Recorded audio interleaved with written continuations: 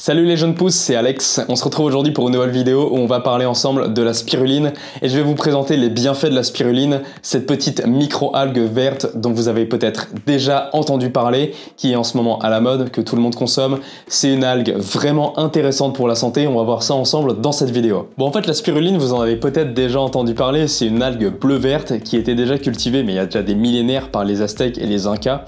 C'est une algue qui est vraiment ultra... En fait, c'est le meilleur super aliment du monde. Honnêtement, c'est vraiment un super aliment de l'espace. Il est incroyablement riche en vitamines, incroyablement riche en minéraux et incroyablement riche en protéines. D'ailleurs, l'OMS, qui est l'Organisation mondiale de la santé, dit que la spiruline est la source de protéines la plus assimilable du monde.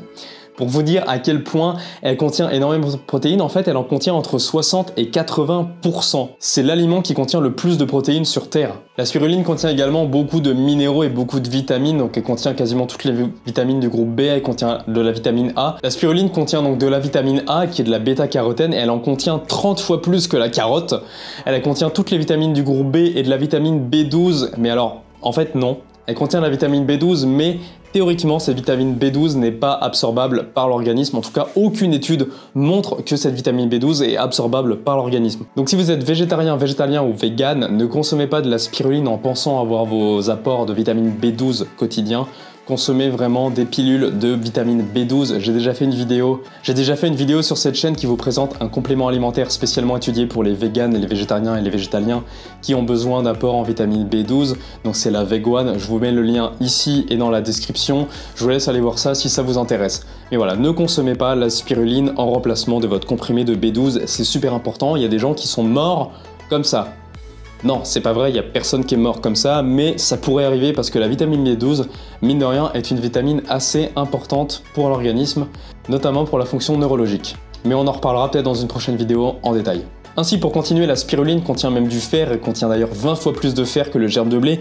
Elle contient également du calcium, du chrome, du cuivre, du fer, du magnésium, du manganèse, du phosphore, du potassium, du sodium, du zinc, tous les acides aminés, des enzymes super importants pour le développement du corps et pour le bon fonctionnement de l'organisme, des acides gras essentiels, notamment des acides, notamment des oméga 6.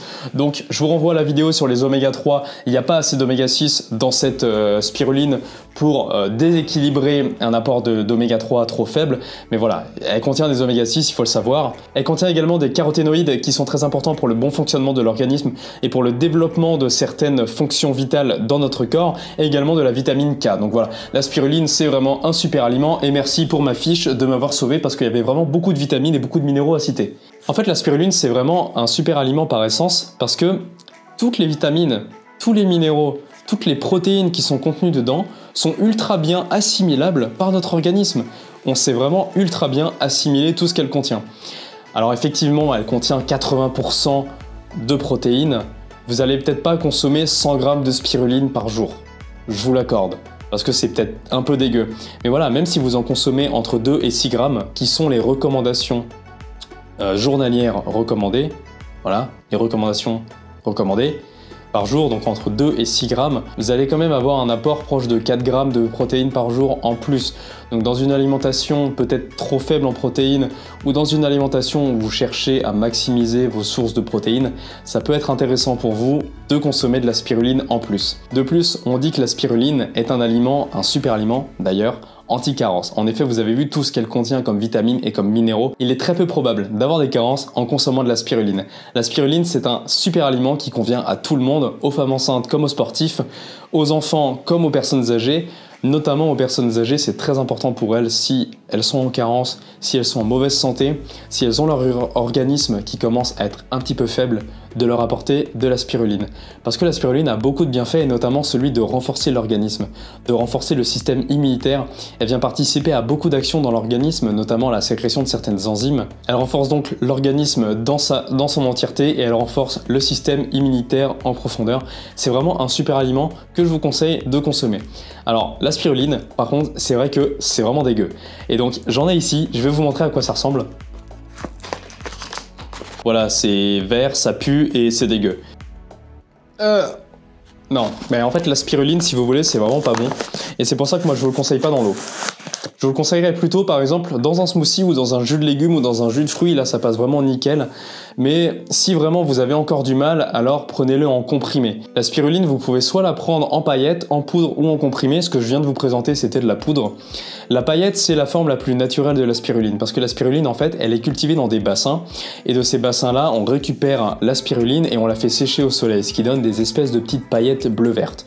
Ensuite, soit elle est conditionnée sous forme de paillettes, soit elle est transformée en poudre, à ce moment-là en fait elle est juste broyée, soit elle est transformée en comprimé. Donc là elle subit une étape de transformation supplémentaire qui lui fait perdre jusqu'à 50% de ses propriétés. 50% moi je trouve que c'est beaucoup, mais en même temps c'est relatif par rapport à tout ce qu'elle contient et on peut se dire que si on n'aime vraiment pas le goût, il vaut mieux en prendre en comprimé, même si elle perd 50% de ses propriétés, que de ne pas en prendre du tout. Ça serait dommage de se priver de tout ce qu'elle peut nous apporter. Donc moi je vais vous mettre dans la description des liens si vous voulez acheter de la spiruline en comprimé, en poudre ou en paillettes, notamment ceux que j'ai déjà pu tester, que je trouve soit bons, soit abordables, qui ont un bon rapport qualité-prix. Et également celle que j'utilise à l'heure actuelle qui est de la marque Seven Hills. Donc voilà, je ne suis pas du tout en partenariat avec eux, mais je trouve que c'est une marque qui fait d'excellents produits, notamment les produits en poudre ou les compléments alimentaires comme le guarana, la spiruline ou l'ashwagandha ou d'autres aliments dont j'ai déjà pu parler dans d'autres vidéos sur cette chaîne YouTube, dont je vous mets évidemment les liens en haut et dans la description. La spiruline, elle était déjà consommée donc par les Aztèques et les Incas, comme je vous l'ai dit au début de cette vidéo. Voilà, si avec tout ça vous n'avez pas compris que c'était un super aliment à consommer, moi je sais plus quoi faire pour vous. On a déjà vu sur cette chaîne YouTube que tous les super aliments qu'on connaît et qu'on utilise nous maintenant en Europe, ils étaient déjà utilisés par les Aztèques, par les Mayas, par les Incas, par toutes ces civilisations disparues. Je pense pas que ça ait de lien. Non, ça c'est l'invasion des Espagnols et de nous en fait. On est allé les tuer et on n'a rien compris à ce qu'ils avaient à nous proposer. Mais bon, voilà, je vous conseille vraiment de consommer la spiruline. Faites attention à leur provenance. Il y a de la spiruline française. Essayez de consommer de la spiruline française. Sinon, essayez de consommer de la spiruline qui a un label bio. Le label bio est controversé sur la spiruline. Apparemment, le label ne serait pas véridique. C'est-à-dire qu'on ne pourrait pas vraiment attester que la spiruline est bio. Faites quand même attention, évitez la spiruline qui vient de Chine ou alors sinon consommez de la spiruline qui a été vérifiée dans des laboratoires français, c'est marqué dessus. Moi je vais vous mettre le lien de cette spiruline là dans les liens dans la vidéo en dessous. C'est vraiment une spiruline de qualité, elle est très bonne. Poudre de spiruline bio provenant d'une île en mer de Chine méridionale. Bon, c'est vraiment une marque super bonne, Seven Hills, donc je pense pas que ça soit de la spiruline qui soit riche en métaux lourds, mais effectivement il faut faire attention à la spiruline quand elle vient de très loin, notamment de Chine. Il y a beaucoup de fermes en Chine qui cultivent la spiruline et qui ne respectent absolument aucune norme, qui fait que la spiruline qu'ils proposent est riche en métaux lourds et riche en produits voilà, ultra toxiques pour le corps. Bon, celle-ci c'est vraiment une marque que j'aime beaucoup, donc j'imagine qu'ils ont fait attention et qu'ils ont contrôlé l'état de la spiruline et que effectivement il n'y a pas de produits de métaux lourds. Mais voilà, je sais pas quoi vous dire, j'aurais dû faire attention. En tout cas, je vous recommande vraiment de consommer la spiruline et si ça vous a vraiment pas donné envie d'en prendre, essayez en comprimé parce que même si le goût est dégueu, en comprimé vous ne le sentirez pas. Sinon, si vous voulez prendre en poudre ou en paillettes, je vous conseille de l'ajouter dans des smoothies ou dans des jus de légumes, c'est vraiment super simple. Le goût ne sera pas vraiment présent, vous mettez l'équivalent d'une cuillère à café, ça fait à peu près entre 2 et 6 grammes.